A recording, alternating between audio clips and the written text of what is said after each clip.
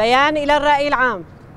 تستنكر منظمات المجتمع المدني في شمال وشرق سوريا بأشد العبارات الهجمات غير المسؤولة التي يشنها الجيش التركي والفصائل المسلحة التابعة له على المناطق الآهلة بالسكان والمنشآت الحيوية على طول الحدود السورية التركية، بما فيهم المدن والبلدات التابعة لمحافظات الحسكة والرقة وحلب، القامشلي، عامودة، تربسبية، تلتمر، ترفعت، كوباني، حلنج، ديريك، الجوادية، قركيلقي، والعديد من القرى والبلدات الأخرى منذ يوم أمس وحتى ظهر اليوم السبت 26/10/2024.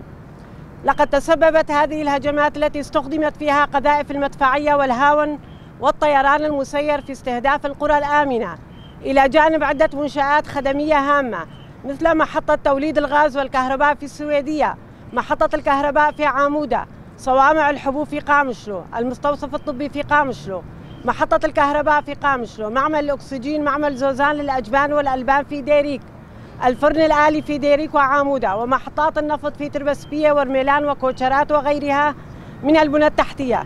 بالإضافة إلى ذلك تم استهداف عدة نقاط أمنية لقوى الأمن الداخلي.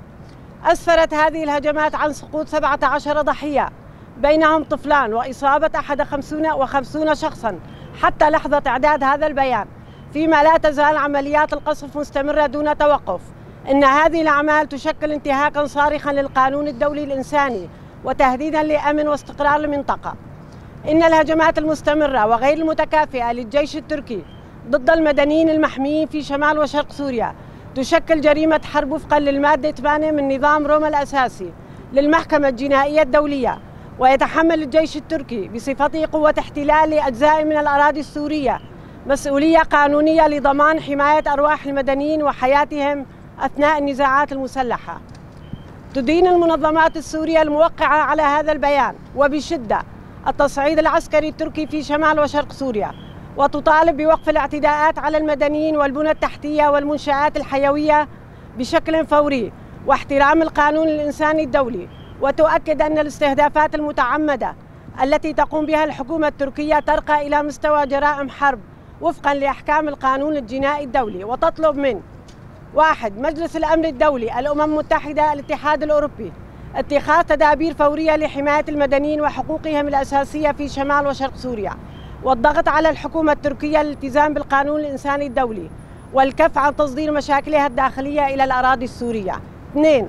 التحالف الدولي، الولايات المتحدة الأمريكية، التدخل الفوري لوقف الهجمات التركية على شمال وشرق سوريا وإغلاق المجال الجوي أمام الطائرات المسيرة والحربية التي تستهدف البنى التحتية والأعيان المدنية والمناطق الآهلة بالسكان، ورفض زعزعة الاستقرار وتقويض جهود محاربة تنظيم داعش.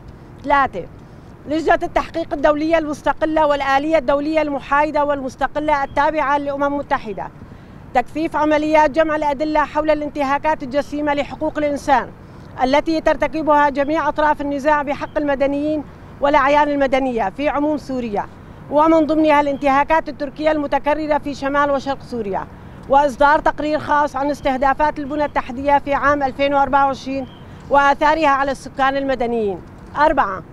وحدات جرائم الحرب في الدول التي تسمح قوانينها بمحاكمات وفقا لمبدأ الولاية القضائية العالمية، توسيع التحقيقات الهيكلية حول الجرائم الدولية في سوريا بحيث تشمل تلك الواقعة في عموم مناطق الشمال السوري من قبل جميع أطراف النزاع. إننا نشدد على ضرورة الوقف الفوري لهذه الهجمات والعمل على تحقيق السلام والاستقرار في المنطقة.